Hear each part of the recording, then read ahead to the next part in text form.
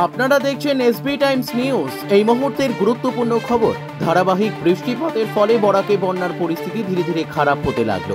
কাছাড় জেলার অনেক মানুষের ঘরবাড়ি বন্যার জল ঢুকেছে। এদিকে শিলচর শহরতলি কনকপুর প্রথম খণ্ডের নূর খাতুন স্কুল নিকটবর্তী বরাক নদীর পার্শ্ববর্তী এলাকার অনেক মানুষ দুদিন থেকে বন্যার জলে আবদ্ধ হয়ে আছেন। স্থানীয়দের ঘরবাড়িতে বন্যার জল ঢোকায় তাদের বাড়িতে থাকা খাওয়ার অনেক অসুবিধার সম্মুখীন হতে হচ্ছে। তাই তারা শিলচরের বিধায়ক দীপায়ন চক্রবর্তী এবং সাংসদ পরিমল শুক্লবৈদ্যের কাছে সাহায্যের আবেদন জানিয়েছেন। Bureau report, SB Times news.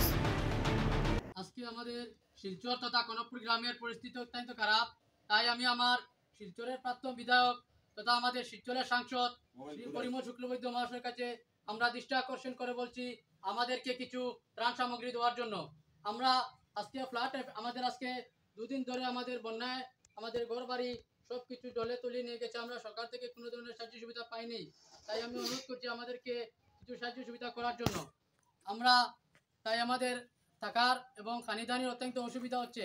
তাই আমাদের শিলচরের সাংসদ শ্রী পরিমল শুক্লবৈদ্য